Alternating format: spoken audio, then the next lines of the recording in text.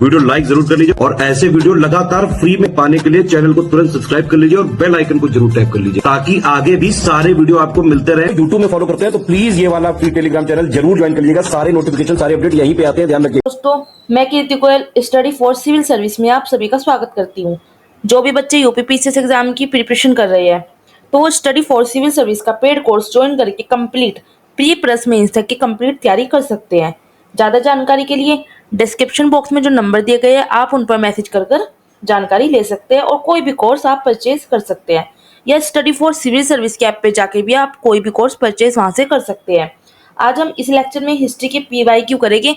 Daily आपको ये lecture provide होता है। आज हमारा लेक्चर कौन सा है? 17 लेक्चर है। 16 लेक्चर ऑलरेडी पहले तक हो चुके हैं, आप जाके हमारे चैनल पर देख सकते हैं। तो चलिए करते हैं बिना देरी किए स्टार्ट। सबसे पहला क्वेश्चन इसमें क्या है? सबसे पहला क्वेश्चन है, भारत के किस मध्यकालीन शासक ने एकता व्यवस्था शुरू की थी? Option A Iltutmish, option B Balban, option C Alauddin Khilji, या ऑप्शन डी उपयुक्त में से कोई नहीं। तो यहाँ पे आपका सही आंसर क्या हो जाएगा? ऑप्शन ए इल्तुमिश ने क्या किया था? एकता व्यवस्था शुरू की थी। चलिए बात करते हैं हम अगले क्वेश्चन की। अगला क्वेश्चन है, शर्ब कर लगाया जाता था। मतलब शर्ब क्या है? ये एक कर है, टैक्स है, और ये लगाया जाता था किस चीज पे लगाया जाता था? आपसे ये पूछा है। ऑप्शन ए व्यापार पर, ऑप्शन बी सिंचाई पर, ऑप्शन सी गैर मुसलमानों पर, ऑप्शन डी उद्योग पर। तो यह कर जो लगाया जाता था वो लगाया जाता था सिंचाई पर, ठीक है ना। तो आप यहाँ पे ऑप्शन बी सही हो जाएगा, क्योंकि जो शर्ब कर था वो सिंचाई पर लगाया जाता था। बात करते हैं हम अगले क्वेश्चन की। सल्तनत काल के दो प्रमुख मुद्राओं का पता निम्नलिखित कूट से करें। मतलब सल्तनत काल में दो प्रमुख मुद्राएं कौन कौन सी थी, इनका आपको बताना है। ऑप्शन एक दाम, ऑप्शन बी जो है पीतल जीतल दाम जीतल रुपया एंड टांका। तो आपको इनमें से बताना है। तो आपका जो यहाँ पे सही हो जाएगा, यहाँ पे हो जाएगा आपका एक तो जीतल बिल्कुल सही है और यहाँ पे टंका जो है ये बिल्कुल सही है। तो अगर हम देखें तो जो यहाँ पे ऑप्शन डी बिल्कुल सही हो जाएगा, क्योंकि 2 और 4 आपके बिल्कुल सही है। चलिए बात करते हैं हम अगले क्वेश्चन की। निम्न में से किसने टंका नामक चांदी का सिक्का चलाया? टंका नामक चांदी का सिक्का किसने चलाया था? अलाउद्दीन खिलजी, कुतुबुद्दीन ऐबक, इल्तुमिश या फिर बलबन ने। तो यहाँ पे सही आंसर क्या हो जाएगा? यहाँ पे जाएगा ऑप्शन सी इल्तुमिश। इल्तुमिश ने क्या चलाया था? टंका नामक चांदी का सिक्का चलाया था। बात करते हैं हम अगले क्वेश्चन की। उत्तर भारत में चांदी का सिक्का टंका जारी करने वाला कौन मध्यकालीन शासक था? जैसे कि अभी हमने बात की है इससे पहले वाले क्वेश्चन में, इल्तुमिश ने क्या चलाया था? चांदी का सिक्का टंका चलाया था उसने, ठीक है। बात करते हैं हम अगले क्वेश्चन की। थोड़ा क्वेश्चन घुमा फिरा के वही वाला क्वेश्चन दे देता है कभी कभी, ठीक है। किसके सिक्कों पर बगदाद के अंतिम खलीफा का नाम सर्वप्रथम अंकित हुआ? मतलब बगदाद का जो अंतिम खलीफा था ना, उसका नाम सबसे पहले किसके सिक्कों पे अंकित हुआ? कुतुबुद्दीन ऐबक, इल्तुमिश, अलाउद्दीन खिलजी या फिर अलाउद्दीन मसूद शाह। तो किसके सिक्कों पर जो है अंकित हुआ उसका नाम? यहाँ पे आपका जो सही आंसर है वो हो जाएगा इल्तुमिश। ऑप्शन बी बिल्कुल सही हो जाएगा। बात करते हैं हम नेक्स्ट क्वेश्चन की। निम्नलिखित में से किसने कुतुब मीनार के निर्माण में योगदान नहीं दिया? ये वाला क्वेश्चन मैंने आपको पहले भी कराया है, ठीक है। कुतुबुद्दीन ऐबक, इल्तुमिश, अलाउद्दीन खिलजी या फिर फिरोज शाह तुगलक। तो सही आंसर क्या हो जाएगा? यहाँ पे जाएगा अलाउद्दीन खिलजी। अलाउद्दीन खिलजी ने कुतुब मीनार के निर्माण में कोई योगदान नहीं दिया था। कुतुबुद्दीन ऐबक ने भी दिया था, इल्तुमिश ने तो नींव रखी थी, और फिरोज शाह ने भी इसकी इमारत बनाई थी एक। चलिए बात करते हैं अगले क्वेश्चन की। निम्न में से किस सुल्तान ने कुतुब मीनार की 5वीं मंजिल का निर्माण करवाया? एक मैं लेक्चर लेके आऊंगी उसमें आपको कुतुब मीनार का टोटल बताऊंगी, ठीक है।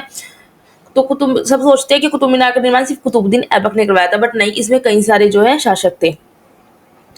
तो यहाँ पे पूछा है कुतुब मीनार की 5वीं मंजिल का निर्माण किसने करवाया? कुतुबुद्दीन ऐबक ने, इल्तुमिश ने, फिरोज शाह तुगलक या फिर सिकंदर लोदी ने। तो जो 5वीं मंजिल पूछी है, 5वीं मंजिल का निर्माण किसने कराया था? फिरोज शाह तुगलक ने करवाया था। तो ऑप्शन सी सही हो जाएगा यहाँ पर। बात करते हैं हम अगले क्वेश्चन की। भारत में प्रथम मकबरा जो शुद्ध इस्लामी शैली में निर्मित हुआ था वो किसका मकबरा था? ऑप्शन ए हुमायूं का मकबरा, ऑप्शन बी बलबन का मकबरा, ऑप्शन सी ऐबक का मकबरा या ऑप्शन डी अलाउद्दीन का मकबरा। तो यहाँ पे सही आंसर क्या हो जाएगा? यहाँ पे हो जाएगा बलबन का मकबरा। भारत का प्रथम मकबरा था जो शुद्ध इस्लामी शैली में निर्मित हुआ, वो बलबन का मकबरा था। बात करते हैं हम आगे क्वेश्चन की। चित्तौड़ का कीर्ति स्तंभ निर्मित हुआ था शासनकाल में? किसके शासनकाल में चित्तौड़ का कीर्ति स्तंभ निर्मित हुआ था? ऑप्शन ए राणा कुंभा के, ऑप्शन बी राणा हमीर के, ऑप्शन सी राणा रतन सिंह के, या फिर राणा संग्राम सिंह के। तो किसके शासनकाल में हुआ था? तो यहाँ पे हुआ था राणा कुंभा। ऑप्शन ए बिल्कुल सही हो जाएगा। राणा कुंभा के शासनकाल में चित्तौड़ का जो कीर्ति स्तंभ है वो निर्मित हुआ था। बात करते हैं आगे क्वेश्चन की। निम्नलिखित युग्मों से कौन सुमेलित नहीं है? पूछा है सुमेलित नहीं है, ठीक है, ये आपको याद रखना है। तो यहाँ पे देखिए अजमेर में कुव्वत उल इस्लाम ये नहीं है, ठीक है, यही वाला आपका गलत और यही सही हो जाएगा, क्योंकि जौनपुर में अटारा मस्जिद बिल्कुल सही है, मालवा में जहाज महल है ये भी सही है, गुलमर्ग में जामा मस्जिद है ये भी बिल्कुल सही है, बट अजमेर में कुव्वत उल इस्लाम मस्जिद नहीं है। चलिए बात करते हैं हम आगे के क्वेश्चन की।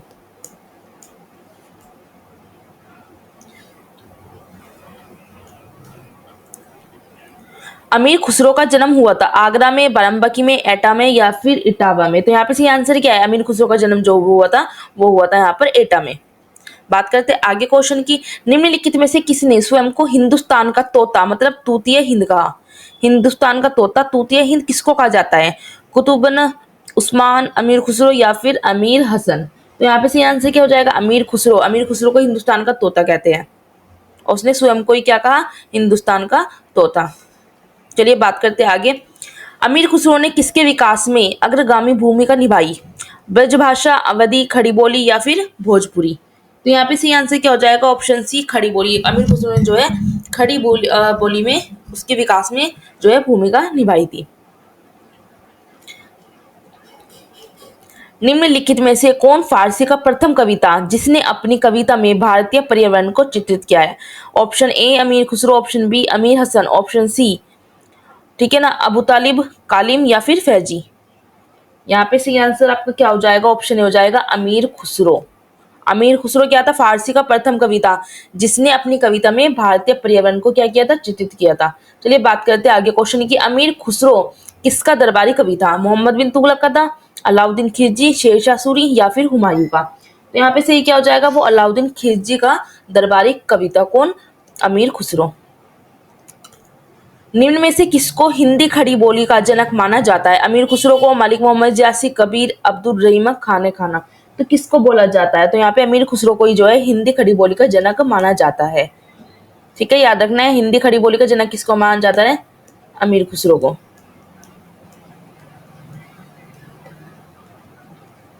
हिंदी और फारसी दोनों भाषाओं के विद्वान थे अकबर, तानसेन, अमीर खुसरो, या फिर बैनम खान? तो यहाँ पे सही आंसर क्या हो जाएगा? अमीर खुसरो। अमीर खुसरो ही क्या थे? हिंदी और फारसी दोनों भाषाओं का विद्वान। तब देखिए अमीर खुसरो से रिलेटेड आपको कितने सारे क्वेश्चंस देखने को मिल गए, और ये PYQ है, मतलब अमीर खुसरो से कितने सारे क्वेश्चंस आए हुए हैं। बात करते हैं नेक्स्ट क्वेश्चन की। सूची 1 तथा सूची 2 का क्या करना है? सुमेल करना है और नीचे दिए कूट से सही उत्तर चुनना है, ठीक है। तो यहाँ पे शासक दे रखे और यहाँ पे उनकी रचनाएं दे रखी है और हमको मिलाना है कि कौन सा किसका सही है।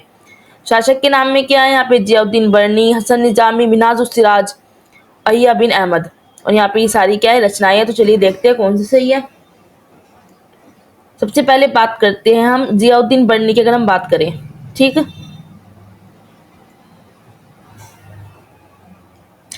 जियाउद्दीन बर्नी का क्या हो जाएगा? जियाउद्दीन बर्नी की जो है तारीख फिरोज शाही जियाउद्दीन बर्नी की है।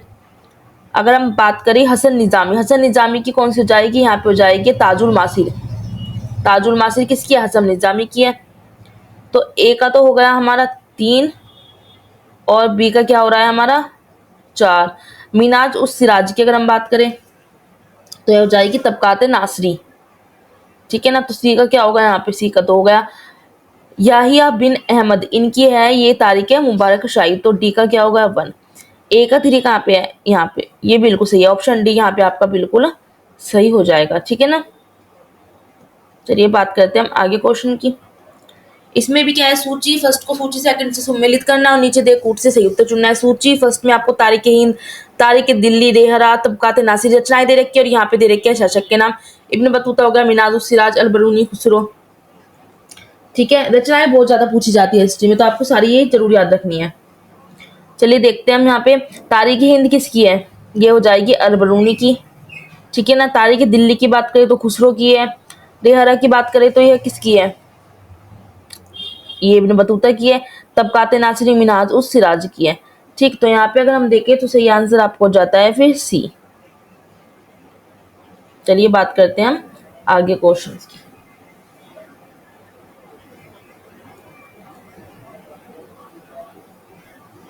संगीत यंत्र तबला का प्रचलन किया आदिल शाह ने, अमीर खुसरो ने, तानसेन ने या फिर बेजू बावरा ने? किसने किया? तो यहाँ पे अमीर खुसरो ने क्या किया था? संगीत जो यंत्र था उसका प्रचलन किया था। बात करते हैं आगे क्वेश्चन की। निम्नलिखित में से कौन सा राजपूत राजा संगीत पर एक पुस्तक के लेखक के रूप में जाना जाता है? पूछा है कि कौन सा राजपूत राजा है जो संगीत पर एक पुस्तक के लेखक के रूप में जाना जाता है? जयचंद गढ़वाल, पृथ्वीराज चौहान, राणा कुंभा या फिर मान सिंह? तो यहाँ पे सही आंसर क्या हो जाएगा? राणा कुंभा।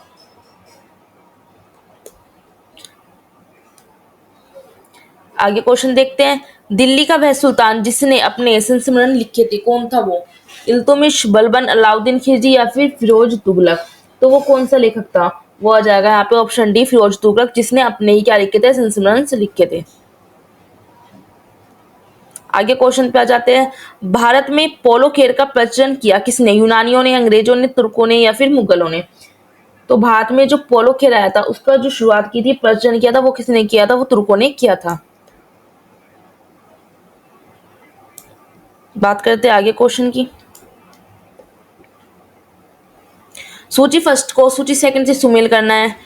ये वही है यहाँ पे कि फिरोज तुगलक दे रखा है आपको, बलबन, अलाउद्दीन और यहाँ पे जहांगीर, और इधर सारी दे रखी है। दीवानी रियासत किसकी थी? नौरोज किसमें था? नहरों का निर्माण किसने कराया? सर थॉमस को किसके शासनकाल में आया? ठीक है, चलिए करते हैं इसका मिलान अब हम। तो यहाँ पे फिरोज तुगलक की अगर हम बात करें तो उसने नहरों का निर्माण कराया था। बलबन की बात करें तो इसने नौरोज। अलाउद्दीन खिलजी की बात करें तो इसका हो जाएगा ऑप्शन ए, दीवानी रियासत थी। जहांगीर के शासनकाल में ही सर थॉमस रो आया था, तो यहाँ पे ऑप्शन भी बिल्कुल सही हो जाता है। चलिए बात करते हैं आगे क्वेश्चन की।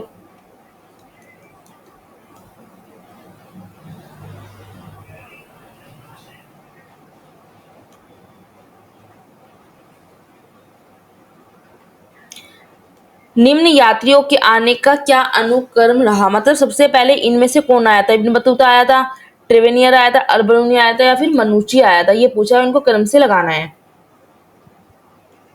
सबसे पहले जो है यहाँ पे जो ट्रेवेनियर आया था, ठीक है, ये फर्स्ट था। उसके बाद जो आता है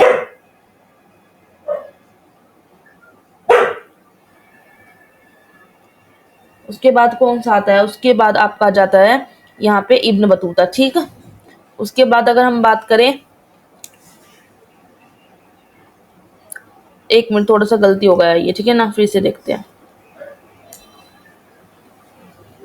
सबसे पहले हम देखते हैं यहाँ पर हो जाएगा जो आया था, सबसे पहले अल-बरूनी आया था, ठीक है ना। उसके बाद आता है इब्न बतूता, ये दूसरे नंबर पे आया है, और फिर आता है ट्रेवेनियर, और फिर आएगा यहाँ पे मनुची। अब सही है, ठीक है। तो अगर हम क्रम से देखें, सबसे पहले अल-बरूनी आया तो सी ए, मतलब 3 और 1 और 2 और 4 इससे हो जाएगा, तो ऑप्शन बी यहाँ पे सही बैठ रहा है, ठीक है। सबसे पहले कौन आया था? क्योंकि यहाँ पे अल-बरूनी आता है, उसके बाद आता है इब्न बतूता, उसके बाद ट्रेवेनियर आता है और फिर मनुची। चलिए बात करते हैं हम आगे क्वेश्चन की। आगे क्वेश्चन में क्या है? दस्तार बंदान कौन कहलाते थे? दस्तार बंदान किसको कहते थे? मतलब सूफी संत को, खान को, मालिक को या फिर उलेमा को? तो यहाँ पे सही आंसर क्या हो जाएगा? ऑप्शन डी सही हो जाएगा। उलेमा जो होते हैं उनको ही दस्तार बंदान कहते थे। बात करते हैं आगे क्वेश्चन की। निम्न व्यक्तियों ने भारत में विभिन्न समय पर राज्य किया, उनके राज्य के सही कालक्रम का नीचे दिए गए कूट की सहायता से चयन करना है। शेरशाह, अकबर, अलाउद्दीन खिलजी, रजिया सुल्तान, किसने शासन किया था सबसे पहले? उसके बाद कौन आया? तो ये आपको क्रम से लगाना है, ये इसमें पूछा गया है, ठीक है। तो सबसे पहले जो अगर हम बात करें तो अलाउद्दीन, नहीं सॉरी, रजिया सुल्तान है ना। इसकी अगर हम बात करेंगे तो यहाँ पे रजिया सुल्तान हो जाएगा, फिर अलाउद्दीन खिलजी हो जाएगा, फिर आ जाएगा यहाँ पर शेरशाह और फिर अकबर। मतलब आपका यहाँ पे ऑप्शन सी बिल्कुल सही हो जाता है। बात करते हैं हम आगे क्वेश्चन की, जो लास्ट क्वेश्चन है इस लेक्चर का। निम्नलिखित घटनाओं पे विचार करना और इन्हें कालक्रम अनुसार लगाना है, ठीक है। तो यहाँ पे कौन सा हो जाएगा? सबसे पहले बात करें, तराइन का द्वितीय युद्ध आता है, फिर उसके बाद आता है जलालुद्दीन खिलजी की हत्या होती है, उसके बाद अफगानपुर का षड्यंत्र जाता है, और फिर मोहम्मद तुगलक द्वारा राजधानी का क्या होता है? स्थानांतरण होता है। तो 4 3 2 1 बिल्कुल सही हो जाएगा, और यहाँ पे ऑप्शन ए 1 जो है बिल्कुल सही है, ठीक है, तो आज के लेक्चर में हम इतना ही देखेंगे, नेक्स्ट लेक्चर में हम आगे के क्वेश्चंस करेंगे। और मैं आपको एक इन्फॉर्मेशन दे देती हूँ। इन्फॉर्मेशन क्या है कि अगर आप पीसीएस, आरओ, बीईओ या फिर एलटी ग्रेड, ठीक है, इन सब की प्रिपरेशन कर रहे हो, तो सिर्फ और सिर्फ स्टडी फॉर सिविल सर्विस का पेड कोर्स अगर आपने ज्वाइन कर दिया और एग्जाम तक स्ट्रिक्टली इसको फॉलो कर लिया तो आपका सिलेक्शन आराम से हो सकता है। ठीक है, तो ज्वाइन करें सिर्फ और सिर्फ स्टडी फॉर सिविल सर्विस को एक बेहतरीन तैयारी के लिए। चलिए मिलते हैं हम नेक्स्ट लेक्चर में आगे के